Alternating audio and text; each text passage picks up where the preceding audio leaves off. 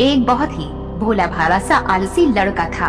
वह कोई काम नहीं करना चाहता था, बस खाना खाता, घूमता और सोते रहता था। एक दिन उसे किसी ने बताया कि एक आश्रम है जहाँ पर कुछ नहीं करना पड़ता है और हर दिन 2 समय का खाना और नाश्ता मिलता है, तुम वहाँ जा करके रहो। उस आलसी लड़के ने सोचा कि ये तो बहुत ही बढ़िया है और वे उस आश्रम में जाकर रहने को सोचा। और फिर वे भोला भाला आलसी लड़का अपना सारा सांसारिक जीवन छोड़कर उस आश्रम में जाकर रहने लगा। आश्रम में गुरुजी रहते थे। वह कुछ समय सबको प्रवचन देते हैं। वह आलसी लड़का सुनता था, बाकी समय आराम करता था और फिर भरपेट खाना खाकर सो जाता था। ऐसे ही उस लड़के का दिन गुजरता गया। एक दिन उस आश्रम में कुछ भी नहीं बना। नाश्ते के समय नाश्ता नहीं मिला। उसने सोचा नाश्ता नहीं मिला, भोजन तो मिलेगा। अब भोजन के समय भी उसे भोजन नहीं मिला। लड़का दौड़ करके गुरुजी के पास गया और उसने पूछा कि आज भोजन क्यों नहीं बना। गुरुजी ने कहा कि बेटा, आज एकादशी है और जितने भी आश्रम के सदस्य हैं उनका उपवास है और तुम्हारा भी आज उपवास है, आज भोजन नहीं बनेगा। वह लड़का आलसी था और उसे भूख भी बहुत लगता था। उसने गुरुजी से बोला कि मैं उपवास नहीं रहूंगा, मुझे भूख लगी है, मैं खाना खाऊंगा। गुरुजी ने बोला ठीक है, जाओ भंडारे में से सामान लेकर के आओ और आश्रम में नहीं, बाहर ले जाकर के बना लो, लेकिन याद रखना भोजन बनाने के बाद सबसे पहला भोग भगवान को लगाना और फिर तुम प्रसाद पाना। वह लड़का बोला ठीक है और फिर अनाज लेकर नदी की ओर पहुंचा। भोजन पकाने लगा, तैयार हुआ। उसके बाद कहने लगा कि भगवान श्री राम आइए, पधारिए, भोग लगाइए।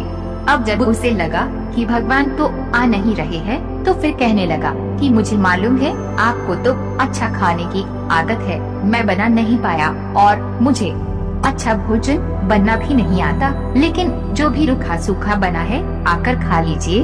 भगवान श्री राम उसकी सरलता पर बहुत ही प्रसन्न हुए और उस लड़के को दर्शन दे दिए। उसने देखा कि भगवान श्री राम आए हुए हैं और उनके साथ में माता सीता भी आई हुई है, लेकिन लड़के ने सिर्फ 2 लोगों के लिए ही भोजन बनाया था, एक अपने लिए और दूसरा भगवान के लिए। और अब क्योंकि भगवान के साथ माता सीता भी आई हुई थी, तो उसने उस भोजन को माता सीता और भगवान के सामने ग्रहण करने के लिए रख दिया।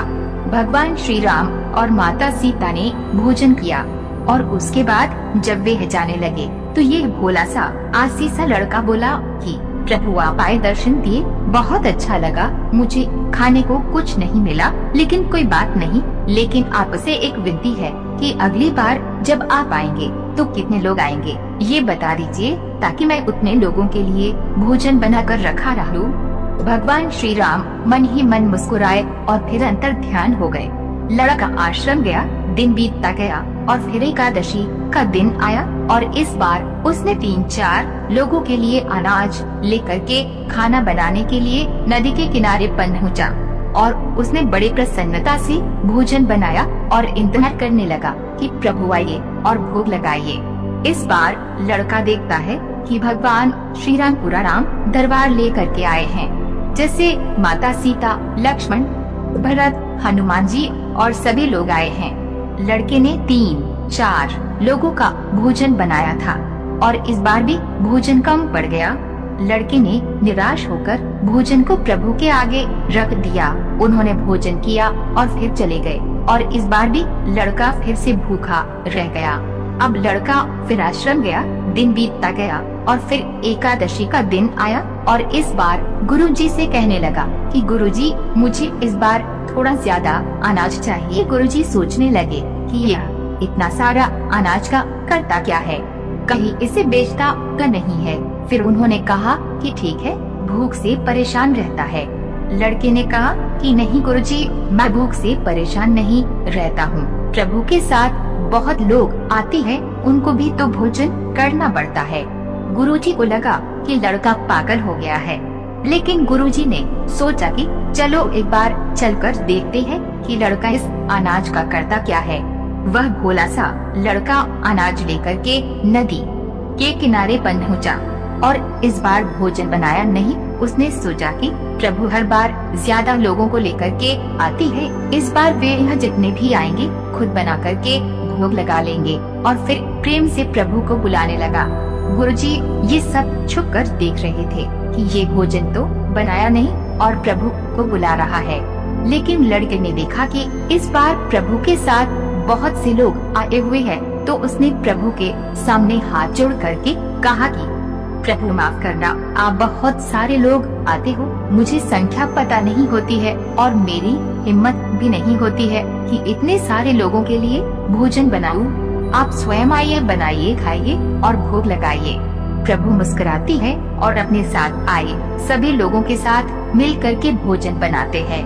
गुरुजी ये सब छुप करके देखते हैं और फिर लड़के के पास आकर के कहते हैं कि तुम ये कर क्या रहे हो। लड़का कहता है कि गुरुजी आपको दिख नहीं रहा है कि भगवान श्री राम पधार चुके हैं, माँ सीता आई हुई है, हनुमान जी आए हैं और भी सभी लोग आए हुए हैं, भोजन बन रहे हैं। गुरुजी ने बोला कि पागल हो गया है, मुझे तो कोई दिख नहीं रहा है। लड़का गुस्सा हो गया और बोला प्रभु आप ये क्या कर रहे हो, एक तो मुझे भूखा रखा है और गुरुजी को दर्शन नहीं दे रहे हो, जो मुझे पागल समझ रहे हैं। कृपा करके गुरुजी को दिख जाओ। भगवान बोले नहीं, मैं भी नहीं दिख सकता। लड़का बोला क्यों नहीं दिख सकते, मेरे गुरुजी तो बहुत महान है, बहुत बड़े ज्ञानी और ज्ञाता है। भगवान बोले हाँ ज्ञानी और ज्ञाता होंगे, लेकिन तुम्हारी तरह सरल नहीं है। जो सरलता तुम में है वो तुम्हारे गुरुजी में नहीं है। लड़के ने ये बात गुरुजी से कह दी कि भगवान श्री राम कह रहे हैं कि आप में सरलता नहीं है, आप मेरी तरह सरल नहीं है, इसलिए आपको नहीं देख सकते। गुरुजी की आंखें नम हो गई और रोने लगे और बोले कि बिल्कुल सही कहा, मेरे अंदर तुम्हारे जितना सरलता नहीं है, और फिर माफी मांगने लगे। फिर भगवान ने गुरुजी को भी दर्शन दिए। ये कहानी हमें सिखाती है कि जीवन में सरलता सबसे आवश्यक है। जितने सरल बने रहेंगे उतना जीवन में आगे बढ़ते चले जाएंगे।